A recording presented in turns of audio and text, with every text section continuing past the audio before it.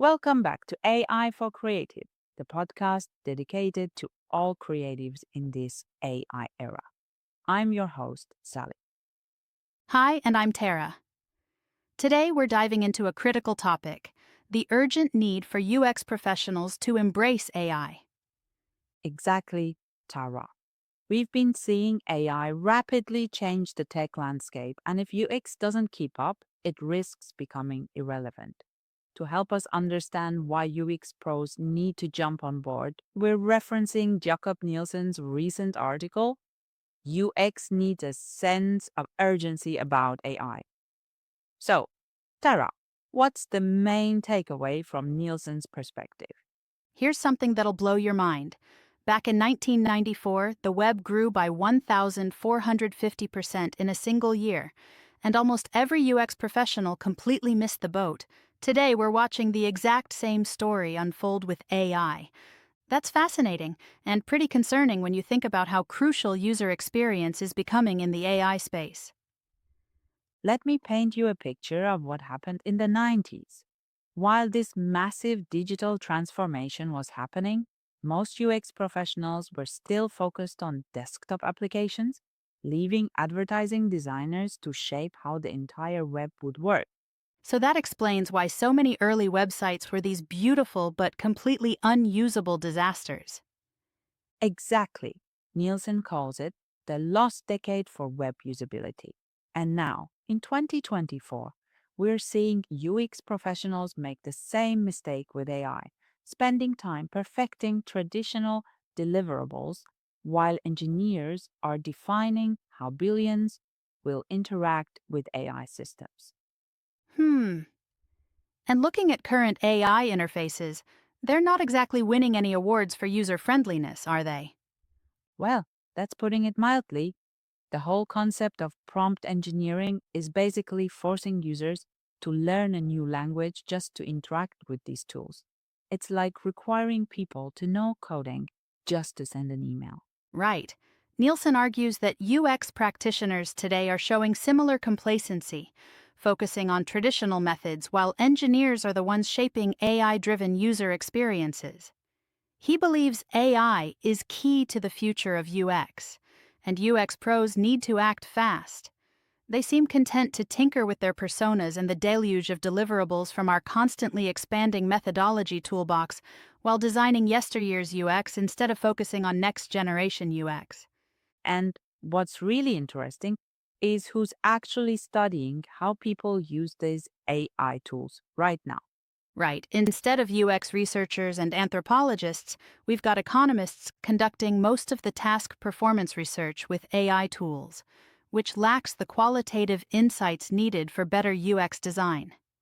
They're measuring efficiency, but missing the human element that could make these tools genuinely accessible. You know what really caught my attention? Those career statistics Nielsen mentioned? They're pretty mind blowing. Oh, let me break this down because it's wild. During the dot-com boom, websites grew 500% annually. By year 3, you had 180,000 new sites, and even if just 10% wanted UX expertise, that's 18,000 positions. But only 100 qualified professionals existed. And what's Nielsen predicting for the AI revolution? Get this. Right now, there are only about 2,000 UX professionals getting serious AI experience. But by next year, he estimates 1 million companies will be desperately searching for UX professionals with AI expertise. That's like 500 job opportunities for each qualified person. Those are incredible odds.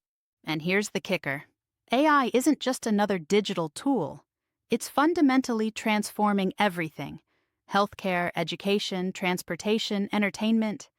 The stakes are so much higher than they were with web design. So we're not just talking about frustrating website experiences anymore. We're talking about systems that could impact life or death decisions.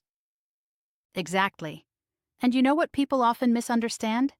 It's not AI itself that's going to make UX professionals obsolete. It's the UX professionals who master AI who are going to outperform everyone else. That reminds me of Nielsen's comparison about crafting buggy whips in the era of Teslas. Well, that really drives it home, doesn't it? While there will always be some demand for traditional UX skills, the real opportunities are in combining those fundamental principles with AI capabilities. So, what specific steps should UX professionals be taking right now? First, start actively researching and experimenting with AI user experiences. Don't just use AI tools, study how people interact with them, document the pain points, and start thinking about solutions. Look for opportunities to conduct qualitative research in specific industries. That makes sense. It's about hands on experience rather than just theoretical knowledge. And here's what makes this such an incredible opportunity. The field is wide open for someone to step up and define what good AI UX looks like. We're not just talking about tweaking existing paradigms, we're talking about potentially creating entirely new interaction models. Looking at it that way, it's almost a professional obligation to get involved, isn't it? You know what? It's both an obligation and an opportunity. The window for becoming an early adopter is still open, but it won't stay open forever. Just like in 1994, we're at a pivotal moment where the decisions made now will shape technology for decades to come. And this time, hopefully, UX professionals won't miss their chance to make a difference.